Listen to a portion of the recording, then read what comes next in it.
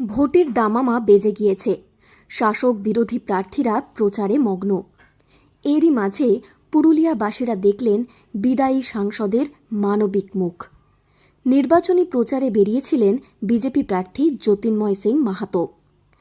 নিজ উদ্যোগে এক জখম ব্যক্তিকে উদ্ধার করে হাসপাতালে ভর্তি করান তিনি।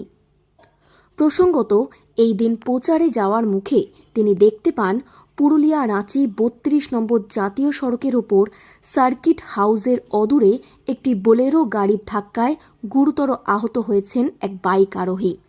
রক্তাক্ত অবস্থায় ওই ব্যক্তিকে রাস্তার ধারে পড়ে থাকতে দেখে বিজেপি প্রার্থী জ্যোতির্ময় সিং মাহাতো নিজের গাড়ি থামিয়ে তড়িঘড়ি কেন্দ্রীয় বাহিনী ও নিরাপত্তা রক্ষীদের সহযোগিতায় আহত ওই ব্যক্তিকে উদ্ধার করে নিজের গাড়িতে করে পুরুলিয়া দেবেন মাহাতো সদর হাসপাতালে নিয়ে গিয়ে ভর্তি করান।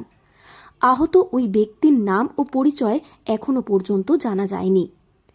এ বিষয়ে বিজেপি প্রার্থী জ্যোতির্ময় সিং মাহাতো বলেন, তিনি রাস্তার ধারে আহত ওই ব্যক্তিকে পড়ে থাকতে দেখে তড়িঘড়ি নিজের গাড়িতে করে হাসপাতালে নিয়ে যান।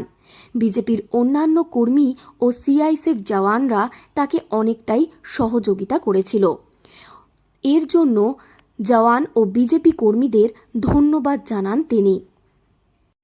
দেখুন, আজকে রাঁচি রোডে সিএমওর বাইরে হঠাৎ আমার সিকিউরিটি ব্যবস্থাতে জওয়ানরা বাইরে অ্যাক্সিডেন্ট হয়েছে। একজন তারপরে সঙ্গে সঙ্গে আমি আমার গাড়িতে তুলে নিয়ে সদর হাসপাতালে ভর্তি করলাম। আমি ধন্যবাদ জানাবো ভারতীয় জনতা পার্টির কার্যকর্তাদেরকে, আমার সহযোদ্ধাদেরকে এবং সিআইএসএফ জওয়ানকে। বারে বারে রোড অ্যাক্সিডেন্ট কিংবা এরকম ঘটনা যখন ঘটে, পেশেন্টকে হাসপাতালে পৌঁছানোর এবং তাকে বাঁচানোর জন্য সহযোগিতা করার জন্য আমি অশেষ ধন্যবাদ ভারতীয় জনতা পার্টির কার্যকর্তা এবং সেন্ট্রাল পুলিশ। আহত ব্যক্তিটি বর্তমানে পুরুলিয়া দেবেন মাহাতো সদর হাসপাতালে চিকিৎসাধীন। বিজেপি প্রার্থী জ্যোতির্ময় সিং মাহাতোর এই মানবিক রূপ দেখে আপ্লুত পুরুলিয়া জেলার মানুষেরা।